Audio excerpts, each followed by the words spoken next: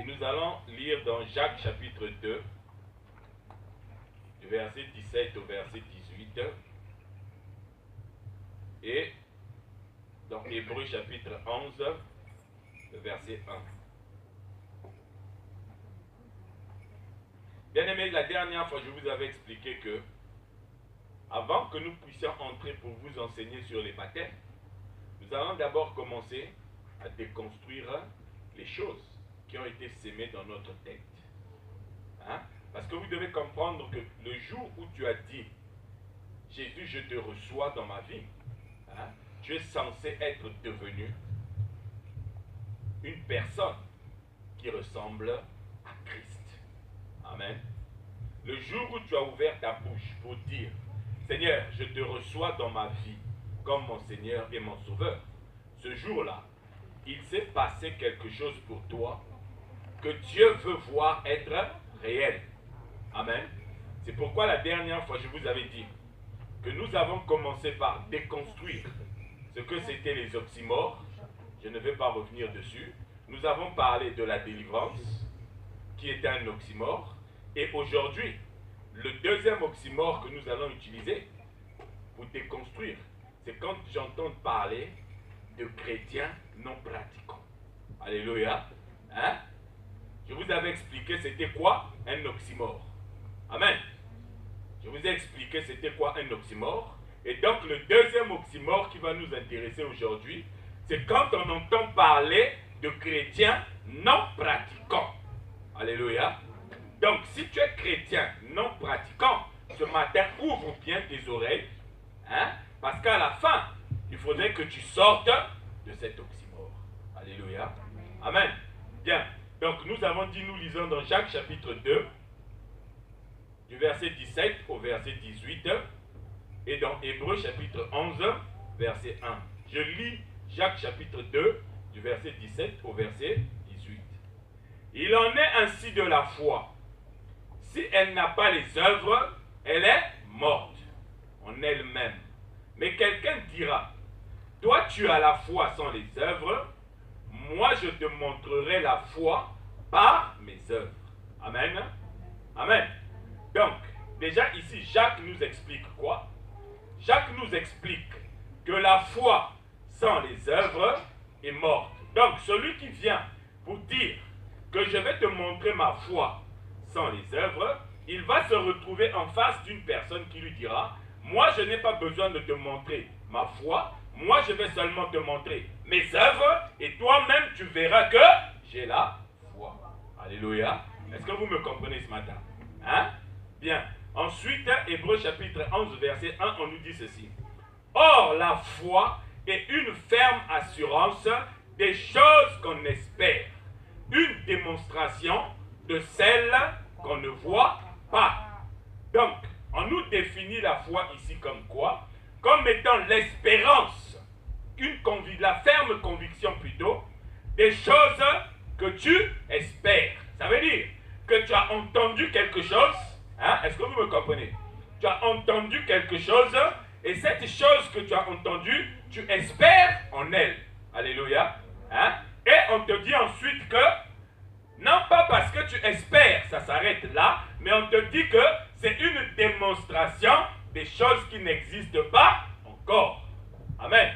Est-ce que toi, aujourd'hui, tu as quelque chose dans ta vie qui n'existe pas encore? Alléluia. Est-ce que tu cherches quelque chose, toi, aujourd'hui, en venant à Christ, et cette chose n'existe pas encore?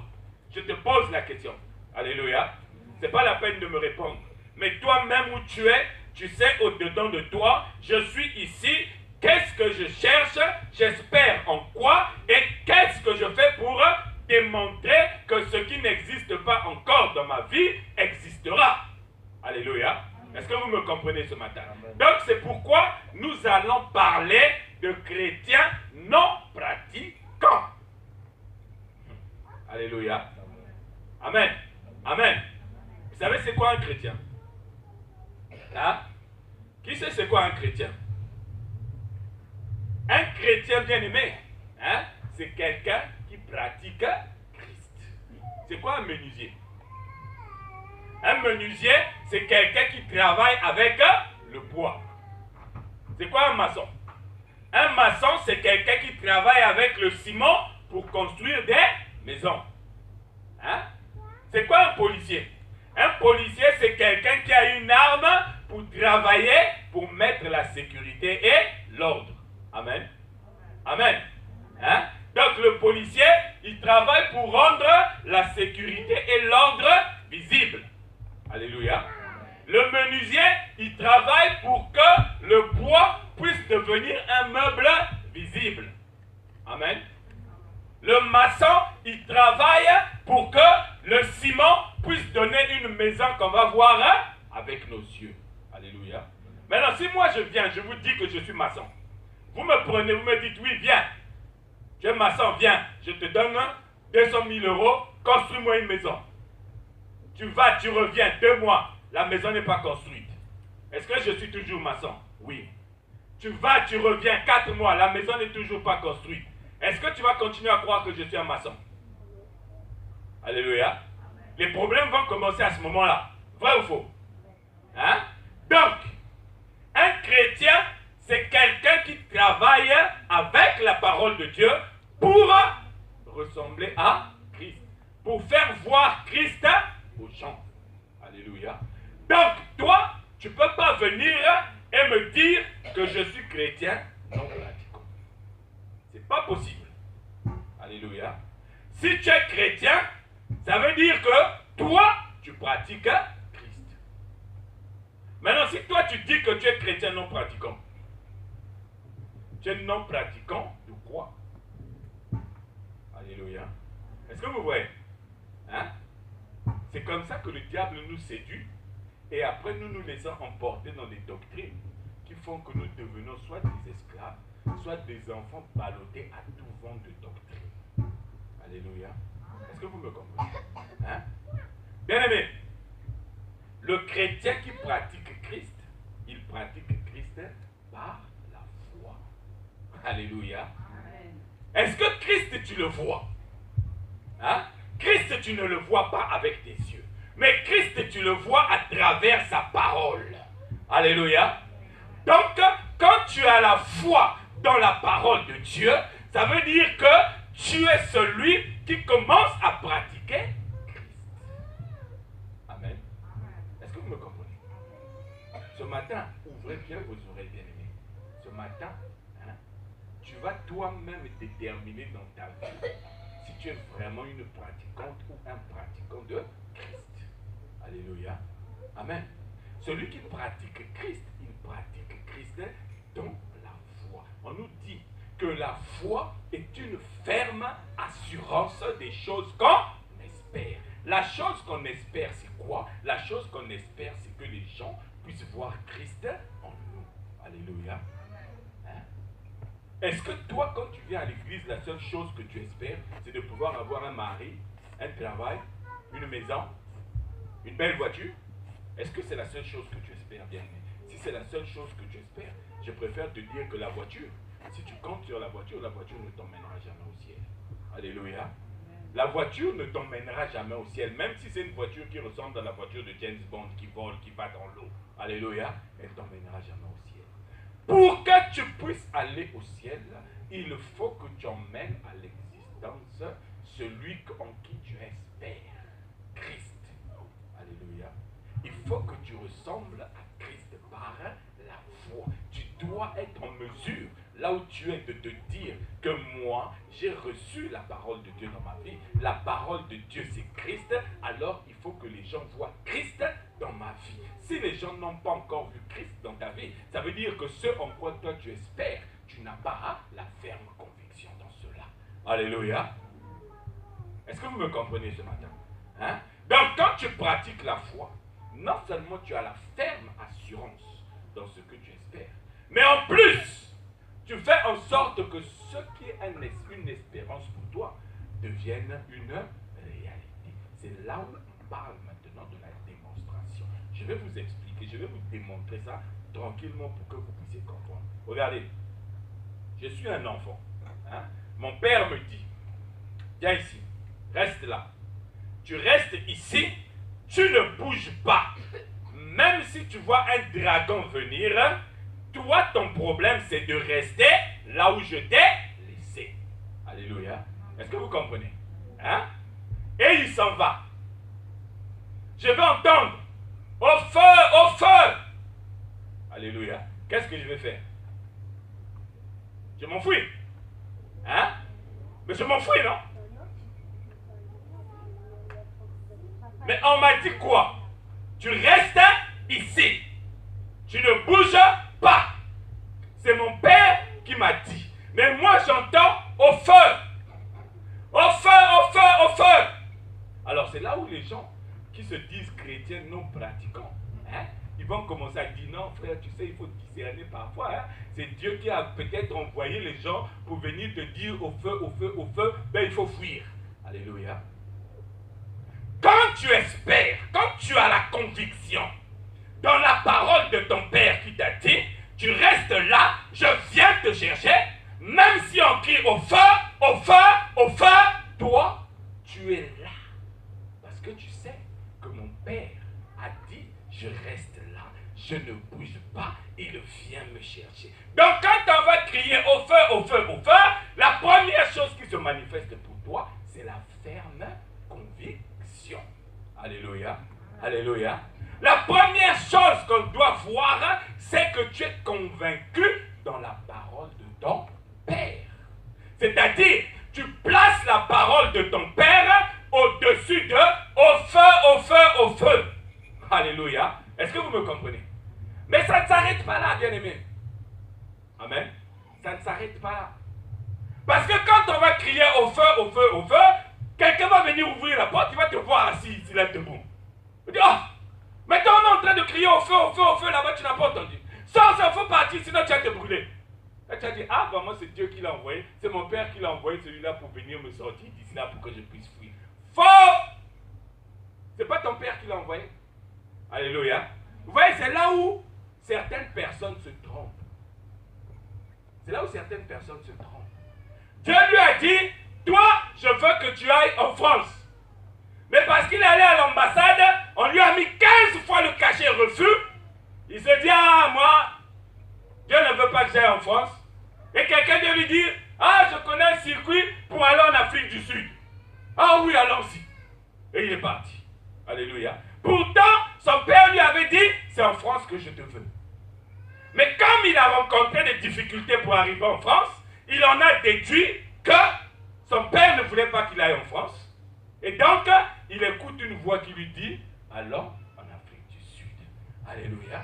Bien-aimé, quand tu écoutes une voix qui te fait faire le contraire de ce que ton père t'a dit, ça veut dire que toi, tu as démontré que ce qui n'existait pas, n'existe vraiment pas. Alléluia. Est-ce que l'Afrique du Sud, c'est la France? Non. Hein? Mais toi, tu te retrouves en Afrique du Sud alors que ton père a dit, c'est en France que je te veux. Est-ce que vous comprenez? Celui qui démontre, c'est celui qui dit, quand on vient le chercher, on dit, on crie au feu, au feu, au feu. Il dit, oui, j'ai entendu.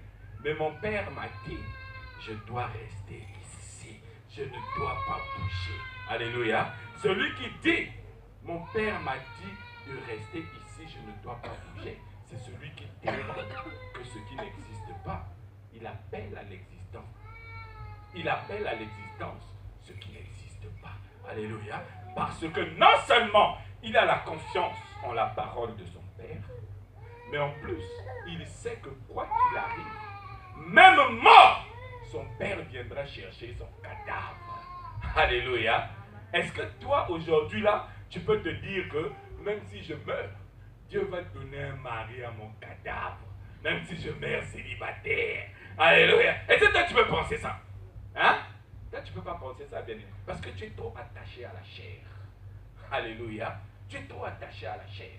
Aujourd'hui, toi, tu ne peux pas penser que même si je meurs, Dieu va donner une belle maison à mon cadavre. Regardez, vous savez, Abraham, hein, c'est un homme, non seulement il avait confiance, il avait une conviction ferme dans ce que Dieu lui avait dit, mais en plus, il était prêt à démontrer que ce que Dieu lui avait dit était visible. Alléluia. Dieu lui a dit, avec cet enfant, je te donnerai une grande postérité. Et Dieu lui dit, prends l'enfant, tue l'enfant. Si c'était toi, tu allais commencer à dire, arrière de moi, Satan. Oh, Satan, je te lis au nom de Jésus. Satan, je te lis. Tu seras allé voir les pasteurs pour dire, pasteur, il faut prier pour moi parce qu'il y a Satan qui est en train de me demander de tuer cet enfant que Dieu m'a dit, c'est par lui qui va me bénir. Alléluia. Alléluia. La voix de Dieu. Quand tu es chrétien non pratiquant, ça veut dire que toi, tu es prêt même à laisser ton cadavre là, que Dieu puisse venir le récupérer pour l'habiller, pour le bénir. Alléluia. C'est ça, bien-aimé, celui qui est dans la démonstration de ce qu'il croit qui n'existe pas encore. Alléluia. Quand ton père te dit tu restes là, tu ne bouges pas parce que tu sais que celui qui t'a dit de ne pas bouger, il sait pourquoi il t'a dit de ne pas bouger. Amen. Est-ce que vous comprenez? Quand tu veux être dans la démonstration de ce en quoi tu crois, tu commences à montrer à Dieu, Seigneur, même mort, je sais que tu viens là. Tu es capable. La Bible dit, Abraham, il avait tellement confiance dans la parole que Dieu lui avait dit, il savait que si tu es son fils, Dieu était capable de ressusciter les morts. Mais moi, je vous pose une question. Quand vous lisez la Bible, au début de l'histoire d'Abraham, est-ce que vous avez déjà vu quelqu'un être ressuscité?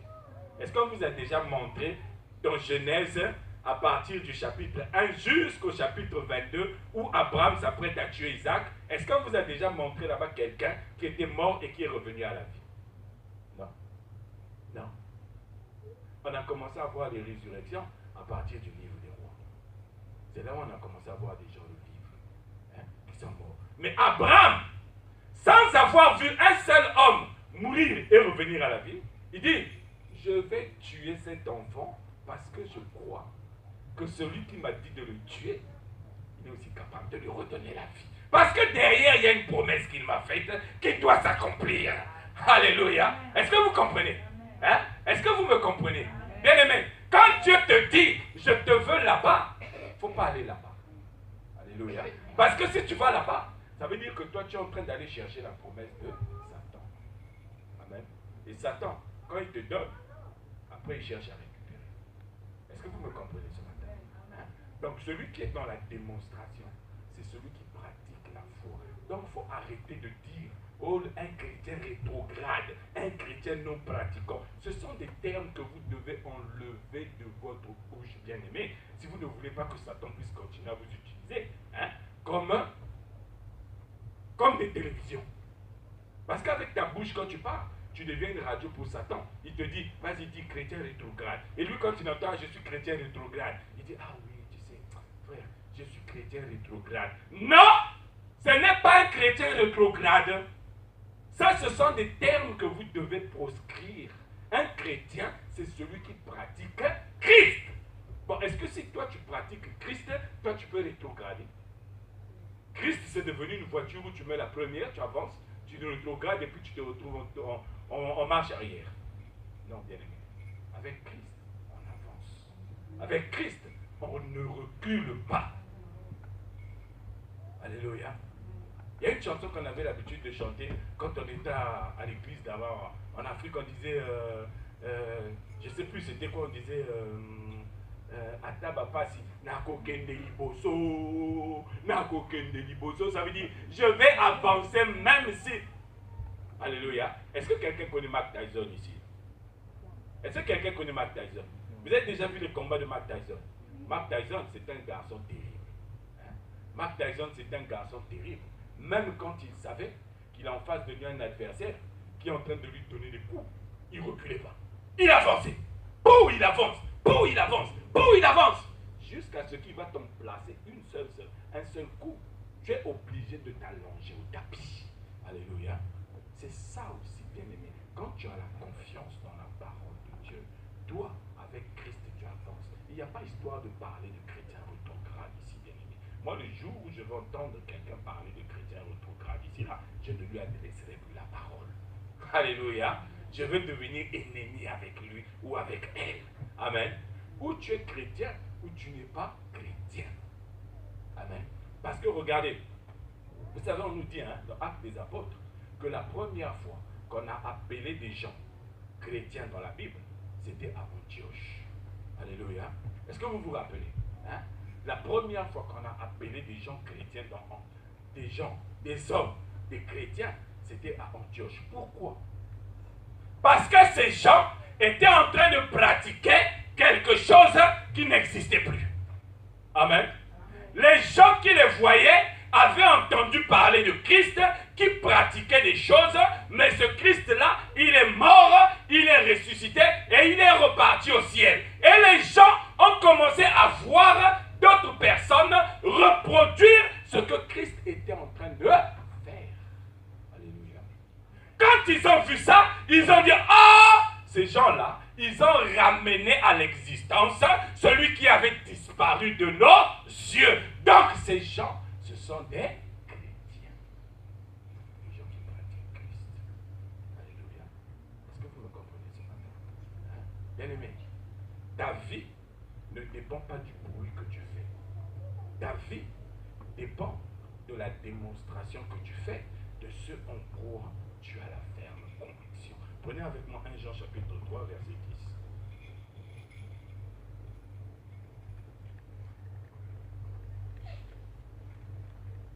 1 Jean chapitre 3 verset 10. C'est par là que se font reconnaître les enfants de Dieu et les enfants du diable. Vous avez vu, hein? On vous dit quoi ici? Que c'est par là que se font reconnaître les enfants de Dieu et les enfants du diable. Là quoi? On vous explique ça maintenant dans la deuxième partie. Quiconque ne pratique pas la justice n'est pas de Dieu. Non plus celui qui n'aime pas son frère. Alléluia. Donc on vous dit ici que celui qui ne pratique pas la justice, il est quoi? Il n'est pas de Dieu. Donc c'est par là qu'on reconnaît les enfants de Dieu et les enfants du diable. C'est-à-dire les chrétiens et les soi-disant chrétiens non pratiquants ou les chrétiens rétrogrades. C'est dans la pratique de la justice. Or, la justice, c'est qui? Hein? C'est qui que la Bible appelle la justice de Dieu? C'est Jésus. Amen. Donc, vous voyez que depuis le départ, je ne suis pas en train de vous raconter des bêtises. Hein? Je ne suis pas en train de... Est-ce que je suis en train de vous raconter des bêtises? Quand je vous dis que la foi, c'est quand tu pratiques Christ. Parce que nous devenons enfants de Dieu par la foi. Mais on te dit ici que celui qui pratique la justice, il est de Dieu. C'est-à-dire, il est enfant de Dieu. C'est-à-dire celui qui pratique Christ. C'est-à-dire celui qui démontre. Alléluia. Celui qui démontre Christ. Amen. C'est la démonstration de Christ qui fait de toi un enfant de Dieu. Ce n'est pas quand tu dis je suis enfant de Dieu. Ce n'est pas quand tu dis Seigneur, je te reçois dans mon cœur comme Seigneur et Sauveur. Ce n'est pas quand je suis en train de prêcher ici que je suis un enfant de Dieu. Ce n'est pas quand les sœurs chantent ici là qu'elles sont enfants de Dieu. Ce n'est pas quand tu pries que tu es enfant de Dieu. Mais c'est quand tu pratiques la justice. Je n'ai rien inventé, c'est écrit là. 1 Jean chapitre 3 verset 10. Celui qui ne pratique pas Christ, celui-là n'est pas enfant de Dieu. Donc, quand tu es un chrétien non pratiquant, ça veut dire que tu es quoi? Tu es enfant du diable. Quand tu es un chrétien rétrograde, ça veut dire que tu es enfant du diable. Je suis désolé, peut-être que ça va vous faire mal là où vous êtes. Hein? Peut-être que certains vont commencer à se dire même que lui aussi il exagère. Comment il peut dire ça aux gens? Comment lui... Alléluia. Mais je suis obligé de vous le dire. Vous savez, un homme de Dieu, hein, un serviteur de Dieu, il ne cherche pas à plaire aux hommes. Si je cherchais à vous plaire, tous les jours ici, je serais en train de vous parler de la prospérité, de la bénédiction, de Dieu va faire ceci, Dieu va t'élever, Dieu va faire de toi une grande personne. Alléluia. Si je voulais vous plaire, c'est ce que je ferais. Mais comme je veux plaire à celui qui m'a appelé, avant même que je ne puisse être formé dans le ventre de ma mère, je suis obligé de vous dire ces choses. Ça vous fait mal, c'est vrai, peut-être. Hein? Mais ne considérez jamais que quand un serviteur de Dieu prend le micro, il il ouvre sa bouche pour parler, il s'adresse à vous spécialement. Non. Alléluia. Il ne s'adresse pas à vous. Il parle de la part du Saint-Esprit. Pour que si le Saint-Esprit te touche, le Saint-Esprit te dira, écoute ce qu'on est en train de dire là-bas, c'est toi que ça concerne. Il y en a qui sont hermétiquement fermés au Saint-Esprit. Tu peux parler de tout ce qui lui concerne. Mais comme il ne veut absolument pas laisser le Saint-Esprit agir, il reste fermé. Alléluia. Amen. Est-ce que vous comprenez? Donc je suis en train de vous dire ici que celui qui ne pratique pas la justice, celui-là, c'est un enfant du diable. Donc il n'est hors de question que vous puissiez parler de chrétiens non pratiquants ou de chrétiens rétrogrades. Vous devez enlever ça. Quand quelqu'un vient te voir et te dit, moi je suis chrétien non pratiquant, tu lui dis non, ma soeur, mon frère, reste tranquille. Prenons notre Bible. Tu prends 1 Jean chapitre 3 verset 10. Tu lui dis, on a écrit ici quoi? Que c'est par là que nous reconnaissons les enfants de Dieu et les enfants du diable. Ceux qui pratiquent la justice, ce sont les enfants de Dieu. Est-ce que tu pratiques la justice? Oui ou non? S'il te dit, ah, je ne sais pas où. Tu dis, comme tu ne sais pas, ça veut dire que toi, tu n'es pas enfant de Dieu. Parce que si tu es enfant de Dieu, tu dois savoir qui est-ce que tu es en train de pratiquer en ce moment. Alléluia. Est-ce que vous me comprenez? Hein? Est-ce que vous me comprenez? Hein? Il faut bien me retenir, bien-aimé. Il faut bien me retenir ça. Parce que la Bible dit ceci. Nous allons repartir dans Jacques chapitre 2. Là-bas, on nous dit quoi? Hein? On nous dit que la foi sans les œuvres, elle est comment? Elle est morte. La mort, c'est quoi? La mort, c'est quoi? La mort, c'est quoi? Romains chapitre 3, verset 23. Le salaire du péché, c'est quoi? C'est la mort. Donc, une foi sans les œuvres, c'est une foi qui est comment? Qui est le salaire du péché. Est-ce que vous avez compris? Hein? Donc, toi, quand tu viens avec ta foi sans les œuvres, en disant, moi, je suis un chrétien non pratiquant, moi, je suis un chrétien rétrograde, ça veut tout simplement dire que toi, tu as encore le salaire du péché. Or, la Bible dit que tous ont péché et sont privés de la présence de Dieu. Et le salaire du péché, c'est la mort. Donc, toi, quand tu es un chrétien, tu as la foi sans les œuvres, c'est-à-dire quand tu es incapable de démontrer que toi, tu as la foi, toi, en réalité, tu es encore loin de la présence de Dieu.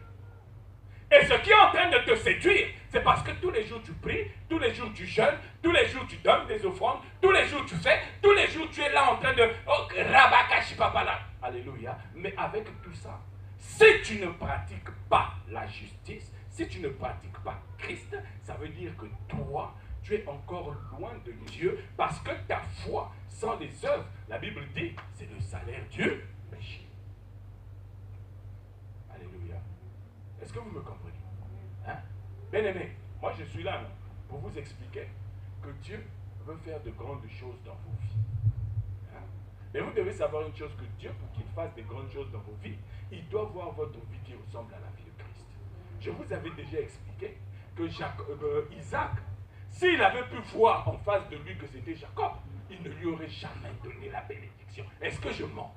Hein? Mais c'est parce que Jacob avait été transformé en Ésaü. C'est pourquoi Jacob a pu être béni comme il a été béni. Alléluia. Donc Dieu, c'est pareil. Dieu, quand il viendra, il va voir Salem. S'il voit Salem, il dit, Salem, je lui avais dit de rester là. Mais lui, il est parti ailleurs là-bas. Donc lui, ça veut dire que la parole que je lui ai dit, il n'y croit pas, bon, qu'il se débrouille. Alléluia. Mais quand il vient, il me trouve là où il m'a laissé, il va dire, ça c'est mon fils. C'est moi qui l'ai laissé là. Donc c'est moi qui vais le récupérer. Vous allez voir comment je vais le faire traverser le feu. Celui qui avait peur du feu, vous allez le voir sortir du feu comme Robocop. Alléluia. Alléluia. Vous savez, Jésus a marché sur l'eau, non? Hein? Jésus a marché sur l'eau parce qu'il savait que son père lui avait dit, toi, tu es mon fils bien-aimé, sur qui j'ai mis tout mon amour. Est-ce que l'eau peut submerger l'amour de Dieu? Jamais. Est-ce que l'eau peut renverser l'amour de Dieu? Jamais. Donc Jésus, quand il marchait sur l'eau, c'est parce qu'il savait que mon Père m'a dit qu'en moi, il a mis son amour. Donc le jour où l'eau va envahir l'amour de Dieu, ça veut dire que c'est ce jour-là aussi, moi, hein, je vais me noyer. Mais comme c'est mon Père qui m'a dit, je marche sur l'eau. Alléluia. Alléluia. Est-ce que vous me comprenez ce matin? Bien-aimé, si c'est Dieu qui t'a dit, hein, vas marcher sur l'eau. Mais par contre, aïe, aïe, aïe, aïe, aïe, aïe. Mais par contre, si c'est Salem qui te dit, viens, Dieu m'a dit, quand tu vas poser le pied dans l'eau, alléluia, dès que tu vas poser le pied dans l'eau, le pied va partir dans l'eau. Ah, tu as dit, il faut avoir le discernement, frère.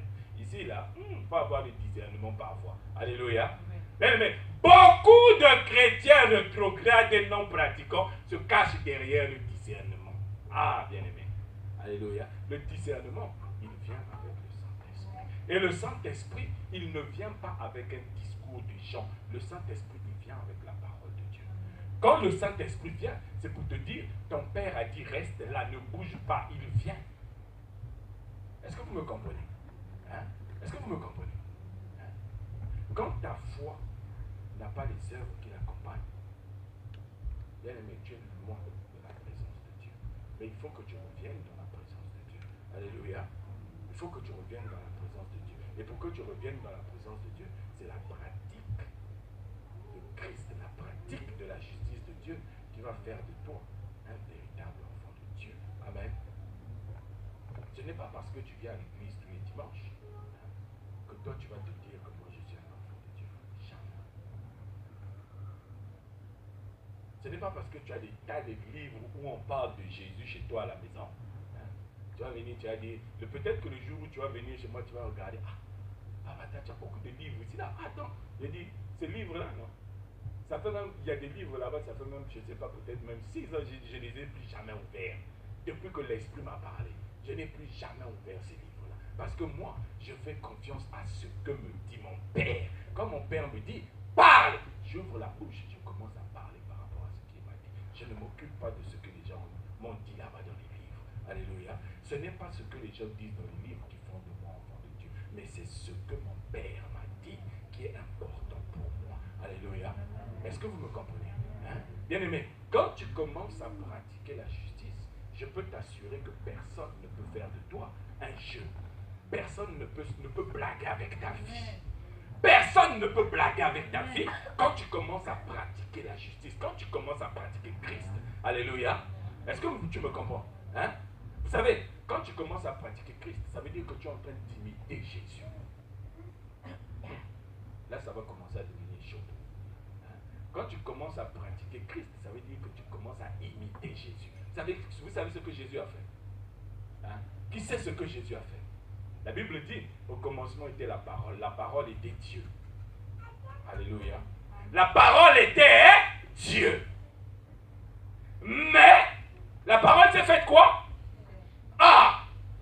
Alléluia. Bon, bien aimé, nous sommes en France. Hein? Nous sommes en France. En France, il faut avoir les papiers. On va te dire, au commencement, Salem. Et puis Salem s'est fait sans papier. Alléluia. Je pense que le jour où ça va arriver, hein, vous n'allez plus me voir dans la rue. Alléluia. Vous savez, je connaissais un garçon qui était arrivé ici en France. Un jeune ami. Il est arrivé ici en France. Il ne sortait pas de la maison. Il a passé au moins 6 mois. Un jour, maintenant, notre ami me dit, non, Salem, il faut que tu viennes voir. Je veux le voir. Je dis, mais qu'est-ce qui se passe? Non, mais lui, il ne veut pas sortir de la maison. Je dis, mais pourquoi? J'ai peur que les policiers puissent m'arrêter dans la rue et puis qu'ils puissent me renvoyer au Congo. Mais qui t'a dit ça? Oh non, mais avant de venir, les gens m'ont dit, quand tu vas en France là-bas, tu fais attention si tu n'as pas les papiers de sortir dans la rue parce que dès que tu sors, les policiers vont t'attraper et puis vont te renvoyer en Afrique. Alléluia. Est-ce que vous voyez? Hein? Est-ce que vous voyez? Donc Christ était Dieu et il est devenu la chair. Ça veut dire quoi? Ça veut dire que Christ, il a renoncé à ce qui faisait sa divinité, à ce qui lui faisait plaisir. Alléluia. Est-ce que vous savez ça? La Bible dit quoi? Que Dieu fait quoi? Dieu siège au milieu de quoi? De la louange. Donc quand Dieu siège au milieu de la louange, il fait quoi? Il est content ou il n'est pas content? Bon, Christ, qui était Dieu, il fait quoi? Il siégeait aussi au milieu de la louange. Mais est-ce que quand il devient la chair, il siège encore au milieu de la louange? Non. La chair ne siège pas au milieu de la louange. Donc Christ renonce à la louange pour devenir charnel, un homme de chair. C'est-à-dire un homme sur qui on va balancer des pierres, un homme qu'on va menacer avec un couteau, un homme qu'on va commencer à insulter. Alléluia. Christ a renoncé à sa divinité pour devenir un homme de chair. Donc toi, quand tu veux imiter Christ, tu dois aussi commencer par renoncer à ce qui te fait plaisir. Est-ce que vous êtes en train de me comprendre ce matin? Hein? Quand tu veux imiter Christ, il faut que tu commences aussi par renoncer à ce qui te fait plaisir pour aller dans ce que la parole de Dieu veut pour toi. Alléluia. Vous savez, moi j'aime beaucoup les gens qui me disent, ah, c'est vrai, c'est dur pour moi d'arrêter l'alcool. Parce que tu sais, j'ai commencé à boire depuis 1892. Depuis le 17e siècle, je buvais déjà, donc c'est difficile pour moi d'arrêter la boisson. Quand je te regarde, je dis, tu viens me demander ça pourquoi? Tu viens m'en parler pourquoi? Oh non, je viens t'en parler pour que tu puisses m'aider. Je dis, moi je ne peux pas t'aider. Moi je ne peux rien pour toi. Mais il y a quelqu'un qui s'appelle Jésus-Christ. Lui, si tu lui dis ton problème, il va t'aider. Pourquoi? Parce que lui, il va prendre ta place dans ta vie. Et quand tu vas commencer à le pratiquer, hein, ça, tu verras que lui qui a eu la possibilité de renoncer à la divinité pour devenir un homme, il te donnera aussi la possibilité de renoncer à l'alcool pour devenir sobre. Alléluia. Il te donnera la possibilité de renoncer au mensonge pour devenir vérité. Il te donnera la possibilité de renoncer au quaquato pour devenir quelqu'un de sérieux. Alléluia. Alléluia. Quand tu pratiques Christ, ça veut dire que toi tu es prêt. Ça veut dire que toi tu es prêt à renoncer à tout ce qui te fait plaisir pour faire plaisir seulement à Christ. Alléluia. C'est là que tu commences à montrer que ce qui n'existe pas, moi je vais l'appeler à l'existence maintenant, parce que je veux faire comme Christ. Je veux. Vous savez pourquoi Christ s'est fait? Vous savez pourquoi Christ s'est fait chair? Hein? Vous savez pourquoi Jésus est devenu un homme? La Bible dit, hein, si le salaire du péché c'est la mort, le don gratuit de la vie, le don gratuit de Dieu c'est quoi? C'est la vie en Christ. Amen. Est-ce que vous comprenez? Si Christ s'est fait chair, c'est parce que nous les hommes, nous n'avions pas la vie, nous avions la mort. Alléluia. Nous les hommes, nous n'avions pas la vie, nous avions la mort. Christ s'est fait chair pour ramener à l'existence la vie en nous qui n'existait pas. Alléluia. Dieu croyait fermement que nous, les hommes, nous sommes capables aussi d'avoir la vie. C'est pourquoi il a envoyé, c'est pourquoi Christ s'est dit que moi, je vais faire en sorte que ce en quoi tu crois, Père, je vais faire en sorte que ça devienne une réalité. Et Christ s'est fait chair. Il a renoncé. Alléluia. Est-ce que vous comprenez? Hein? Je vais vous prendre un exemple pour que vous puissiez comprendre. Regardez. Nous sommes dans le jardin d'Éden. Il y a Adam et Ève, et il y a Caïn et Abel. Le diable vient, il parle à Ève. Ève fait quoi? Ève écoute la voix du diable. Et Ève désobéit à la parole de Dieu. Vrai ou faux? Dieu fait quoi? Est-ce que Dieu les chasse? Dieu les garde avec lui. Mais il ne leur donne plus accès à la vie de Dieu. Alléluia. Mais il les garde quand même. Il fait quoi? Il tue un animal, il leur fait porter l'habit de l'animal, la peau de l'animal pour que ça devienne un habit pour eux. Amen. Est-ce que vous comprenez? Hein? Bien. Donc Adam et Ève, ils ont péché, mais Dieu a fait quoi? Dieu les a pardonnés. Alléluia. Donc ils sont toujours là à côté de Dieu. Malgré ça, Dieu vient quand même les voir parce que Dieu les a pardonnés. Toi aussi c'est pareil. Quand Dieu te pardonne, Dieu vient à côté de toi. Alléluia. Tu es un pécheur, mais qui a été pardonné. Dieu ne peut pas te chasser parce que tu as été pardonné. Maintenant, regardez la différence avec Caïn. Caïn, c'est quoi la différence? Caïn, il commence à pratiquer le péché. Vrai ou faux? Hein? Ce que ses parents ont fait, Caïn, il commence à le pratiquer. En faisant quoi? En tuant son frère. Vous avez vu? Quand tu pratiques le péché, Tu n'es plus un pécheur pardonné. Toi, tu deviens un pécheur qui va être chassé loin de Dieu. Est-ce que vous me saisissez ce matin? Hein? Donc, c'est comme ça aussi. Quand tu pratiques Christ, toi, tu es un enfant de Dieu.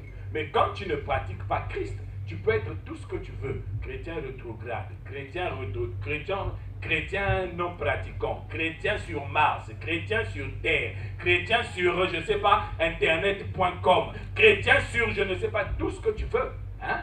Comme tu ne pratiques pas Christ, tu n'es pas prêt à renoncer à ce qui te fait plaisir pour qu'on puisse voir Christ paraître en toi et qu'on dise, voilà, ça c'est un chrétien, ça c'est chrétien. Alléluia. Hein? Tu es confirmé dans ton état de foi sans œuvre qui indique en réalité que toi tu es loin de la présence de Dieu. Alléluia. Est-ce que vous me comprenez ce matin? Maintenant, pour pouvoir démontrer, hein, pour pouvoir pratiquer la justice de Dieu, pour que tu démontres que toi tu es un chrétien, que tu es un enfant de Dieu, il te faut une chose. Romains chapitre 10 du verset 9 au verset 11. Romains chapitre 10 du verset 9 au verset 11.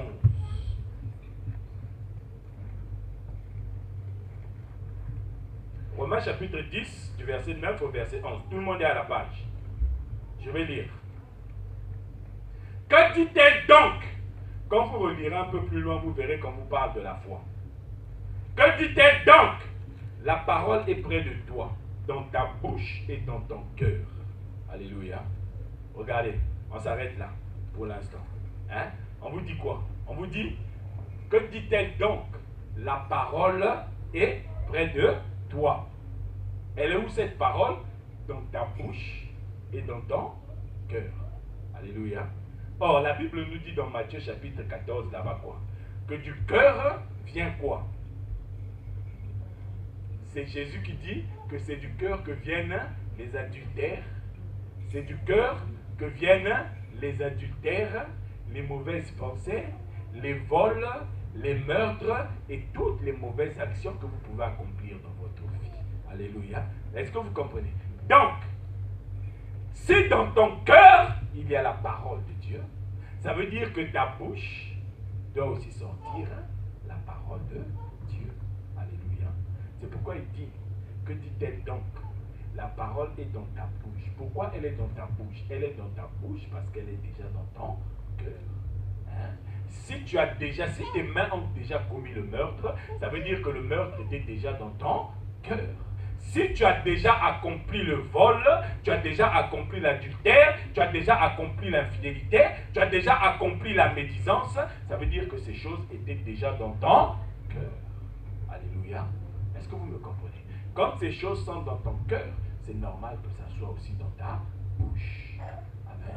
Mais si la parole est dans ta bouche, ça veut dire que la parole était dans ton cœur. Amen. Est-ce que vous me comprenez? Et on te dit ici, oh, c'est la parole de la foi que nous prêchons. Maintenant, on t'explique. Si tu confesses de ta bouche le Seigneur Jésus, et si tu crois dans ton cœur que Dieu l'a ressuscité des morts, ça veut dire quoi? Que si tu confesses Jésus, hein, confesser Jésus, ça veut dire quoi? Ça veut dire que reconnaître que Jésus est vivant. Amen. Ça veut dire que toi, tu reconnais que Jésus est vivant, mais il n'est pas vivant pour n'importe qui. Il est vivant pour toi. Alléluia. Ça veut dire que toi, quand tu confesses que Jésus-Christ est vivant pour toi, ça veut dire que dans ton cœur, tu as déjà cette parole. Tu as déjà cette conviction que si Jésus est vivant, il est vivant pour moi. Il n'est pas vivant pour Salem. Il est vivant pour moi. Il n'est pas vivant pour le pape. Il est vivant pour moi. Alléluia. Et quand tu confesses, quand tu crois dans cette parole, quand on viendra te dire, au feu, tu diras, il est vivant pour moi. Donc le feu là, il va l'éteindre comme il a éteint la mort. Je ne sais pas si ce matin tu réalises ce que toi tu es quand tu continues à parler de chrétiens pratiquants ou de chrétiens non pratiquants et de chrétiens rétrogrades. Je ne sais pas si tu réalises, bien aimé. Alléluia. Alléluia. Alléluia. Est-ce que tu comprends maintenant? Hein? On te dit, si tu confesses de ta bouche et si tu crois dans ton cœur que Dieu l'a ressuscité d'entre les morts, c'est-à-dire que Dieu l'a sauvé, alors toi aussi, tu seras sauvé comme lui, il a été sauvé. C'est-à-dire tu vas ressembler à Christ. Alléluia. Est-ce que vous me comprenez ce matin, bien-aimés? Est-ce que vous me comprenez? Mes amis, hein, je suis en train de vous dire ce matin que Dieu veut inscrire vos noms quelque part où ils ne pourront plus être effacés. Alléluia. Alléluia. Dieu veut inscrire vos noms quelque part là où on ne pourra plus jamais les effacer, bien-aimés. Allons-y. Romains chapitre 10, verset 10 toujours. Car c'est en croyant... Oh Seigneur, merci. On dit quoi ici? Je veux que quelqu'un qui a une Bible et une haute et une voix bien forte puisse me lire le verset 10. Car c'est en croyant du cœur qu'on parvient à la justice.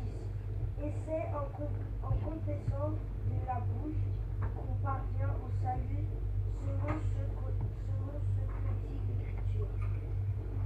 Amen. Amen. On vous dit quoi ici? C'est en croyant dans le cœur qu'on parvient où? Qu'on parvient où? Et Jean, il nous avait dit quoi? Celui qui ne pratique pas la justice, il est quoi? Celui qui pratique la justice, il est quoi? Il est enfant de Dieu. Donc vous voyez que je n'ai rien inventé, bien aimé. Je n'ai rien inventé. Si vous allez me détester inutilement. Vous allez commettre un péché inutile. Parce que ce n'est pas moi qui parle, mais c'est les Écritures qui parlent. Ce sont les Écritures qui parlent. On vous dit ici, c'est en croyant du cœur qu'on parvient à la justice. Bien aimé, ce qu'il y a dans ton cœur, c'est ce que tu vas pratiquer. Amen. Ce qu'il y a dans ton cœur, c'est ce que tu vas pratiquer. Il ne faut pas te dire que parce que tous les jours tu es comme Salem prêcher, que toi, tu es enfant de Dieu. Non, c'est ce qu'il y a dans ton cœur qui va démontrer que toi, tu es un enfant. Vous savez, dernièrement, j'étais en train d'expliquer à un ami pasteur, nous allons être surpris qu'il y a beaucoup de gens qui vont rester comme Jésus-Christ viendra pour enlever l'Église. Vous savez ça, non? Hein? On a l'habitude de vous le dire. Vous savez ça. Pourquoi? Parce que les gens, on aime trop se laisser distraire. Quand tu es là à l'église en train de danser, ouais, Jésus m'aime, Jésus m'aime, et là tu te dis que, je suis vraiment un enfant de Dieu. Quand on te prend, on te plonge dans l'eau du baptême, tu sors, tu dis, je suis vraiment un enfant de Dieu. Alléluia. Alléluia. Vous savez que Jean-Baptiste, il avait plongé des gens dans l'eau. Et des gens qui sortaient, il les appelait race de vipères. Vous savez, la race de vipères, c'est quoi? La race de vipères, c'est des gens qui ressemblent à la vipère. Amen. Quand on dit race de vipères, c'est des gens qui ressemblent à la vipère, non? Vrai ou faux? Hein? Mais la vipère, c'est quoi? C'est un serpent. Le serpent, c'est qui?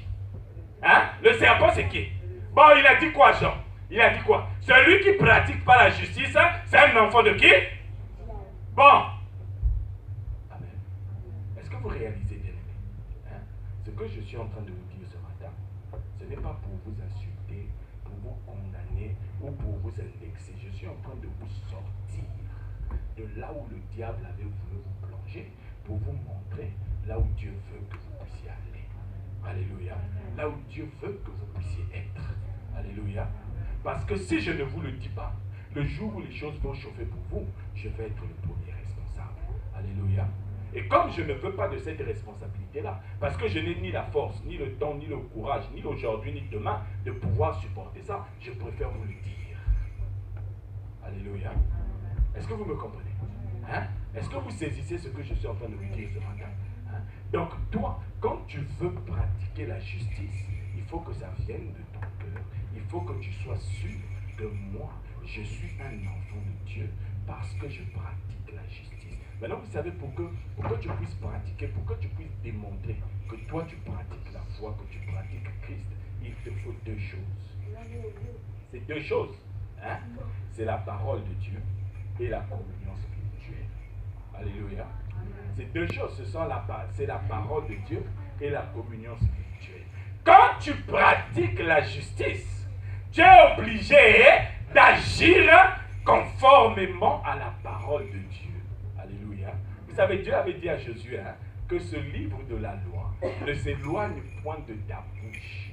Les gens, quand ils lisent cette parole, quand ils lisent ce texte-là, non, il s'arrête généralement seulement à la première partie, où Dieu dit à Josué que ce livre de la loi ne s'éloigne point de ta bouche, médite-le jour et nuit, et alors tu auras du succès dans ta vie. Les gens, ils s'arrêtent là. Les gens, ils s'arrêtent là. Mais quand vous irez chez vous à la maison, vous allez lire que Dieu a dit, agis conformément à tout ce qui est écrit. Alléluia. Agis conformément. Celui qui agit conformément, il fait quoi? Il pratique, oui ou non? Hein? Celui qui agit conformément, il fait quoi? Il pratique, oui ou non? Bon, donc toi, quand la parole ne s'éloigne pas seulement de ta bouche, mais que tu n'agis pas conformément à cette parole, ça veut dire que toi, tu ne réussiras pas dans tous tes projets. C'est pourquoi tu es en train de tâtonner tous les jours. Alléluia. C'est pourquoi tous les jours, tu es en train de tâtonner. Parce que tu n'agis pas conformément. Alléluia.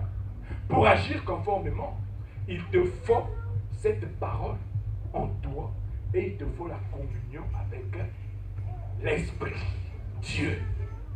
Alléluia. Est-ce que vous savez? Je vais vous poser une question. Vous savez que Jésus est Dieu, non? Hein? Le Saint-Esprit est quoi? Le Saint-Esprit est Dieu aussi. Parce que la Bible dit, Pierre dit que c'est poussé par l'Esprit que des hommes ont parlé de la part de Dieu. Dans la Bible que nous avons là, si nous l'avons, c'est parce que le Saint-Esprit a donné aux gens de parler. Vrai ou faux? Bien. Mais dans 2 Timothée chapitre 3, verset 16, on nous dit quoi? Toute écriture est inspirée de qui? Bon. Donc vous comprenez que Saint-Esprit égale Dieu. Mais Jésus-Christ aussi est Dieu. Mais quand Jésus sort des eaux du baptême, qu'est-ce qui se passe? Hein? Allez lire dans Marc chapitre 1, verset 10. Lisez-moi ça. Marc chapitre 1, verset 10.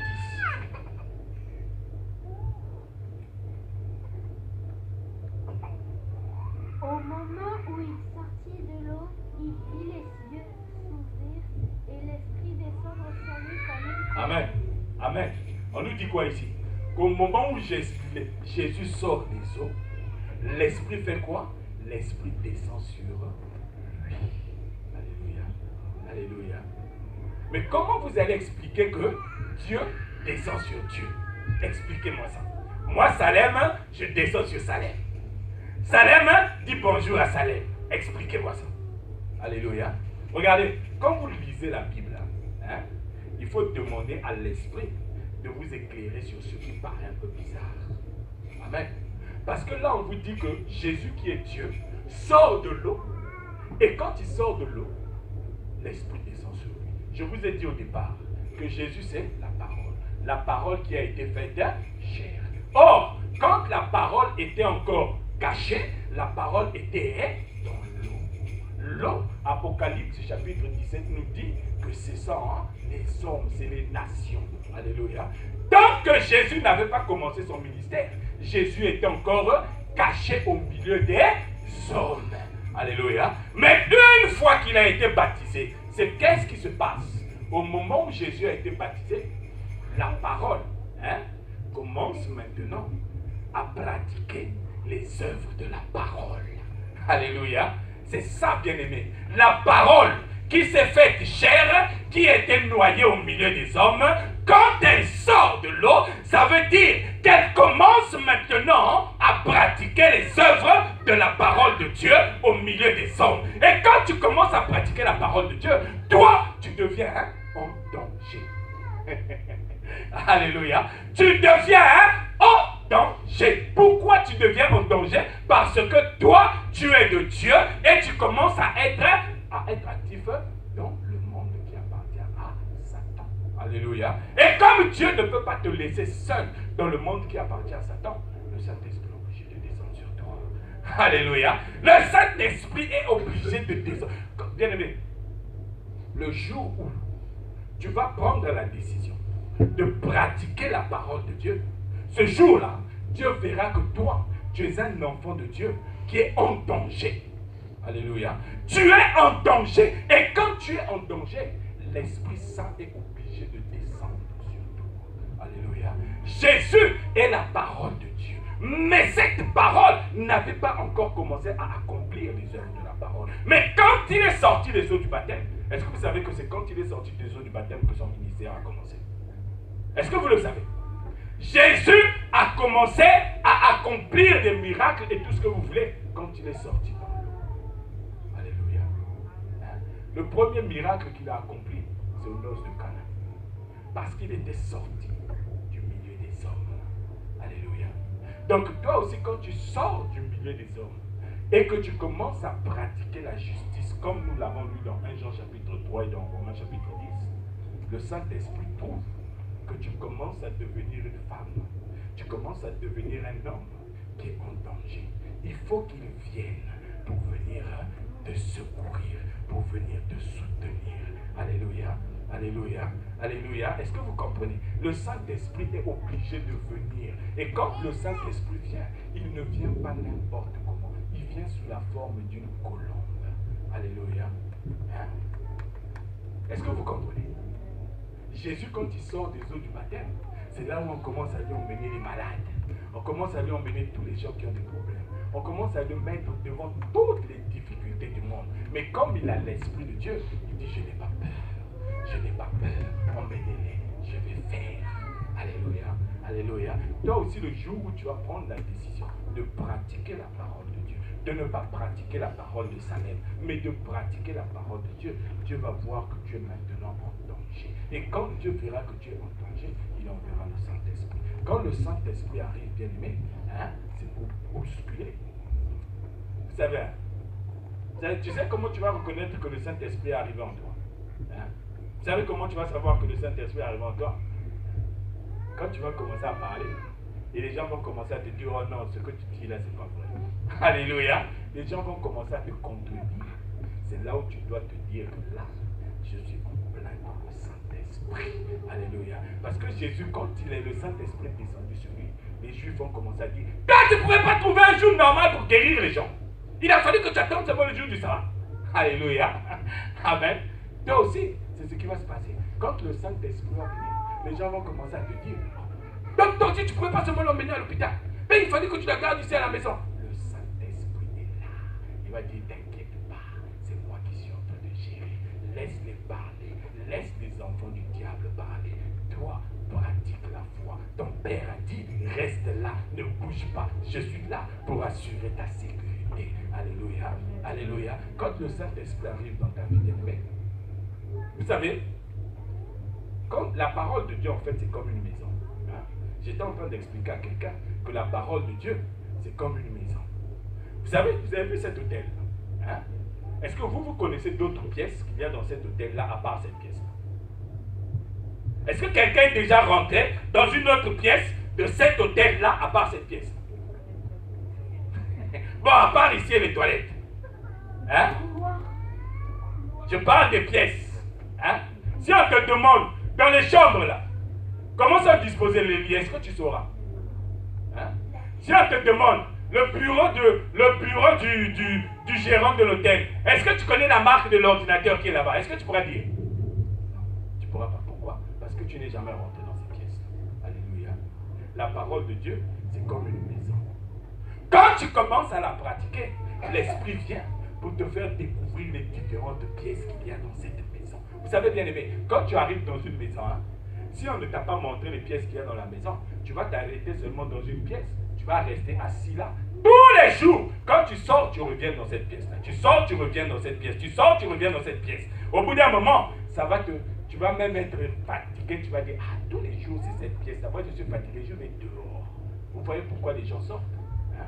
Parce qu'ils ne découvrent pas les autres pièces qu'il y a dans la maison. Et le Saint-Esprit, quand tu prends la décision de découvrir les autres pièces qu'il y a dans la maison, le Saint-Esprit va venir pour commencer à te montrer les pièces. La Bible dit, hein, regardez, la Bible dit que quand le Saint-Esprit viendra, il viendra pour nous enseigner. Alléluia.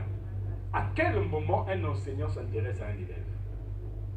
Quand le professeur il a donné son cours, hein, il a fini de donner son cours.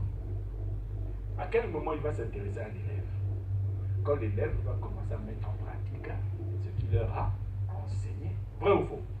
Est-ce que vous avez déjà vu un professeur aller voir un élève il ne sait même pas s'il a compris ou pas, et commencer à lui dire, bon, ici, là, tu fais ceci, ici, tu fais cela, ici, tu fais cela. Non, ça n'existe pas. Le professeur va commencer à s'intéresser à toi. Quand tu viendras le voir, tu vas dire, ah, monsieur, moi, je n'ai pas bien compris cet exercice-là. Ah, tu n'as pas compris. Viens. Alléluia. Le Saint-Esprit, c'est pareil. Quand tu vas commencer à dire, moi, je veux pratiquer la parole de Dieu, le Saint-Esprit va te dire, viens, je vais te... C'est comme le propriétaire de cet hôtel-là. Le jour où tu vas venir, tu vas dire, madame, moi, je veux visiter. Oh, mais viens, il n'y a pas de problème. Il va te faire visiter toutes les pièces. Et quand tu verras toutes les pièces, tu vas dire, oh, ici, il y a ça, là, oh, oh. Alléluia. Le Saint-Esprit, c'est pareil. Quand le Saint-Esprit vient, il prend la parole de Dieu que tu veux pratiquer. Il commence à te donner des révélations pour que ta vie ne puisse plus être ce qu'elle était avant. Alléluia. Pour que ta vie puisse maintenant être gérée par toi-même. Pour que ta vie puisse devenir une véritable épée entre tes mains contre les nuisances et les nuisibles. Alléluia.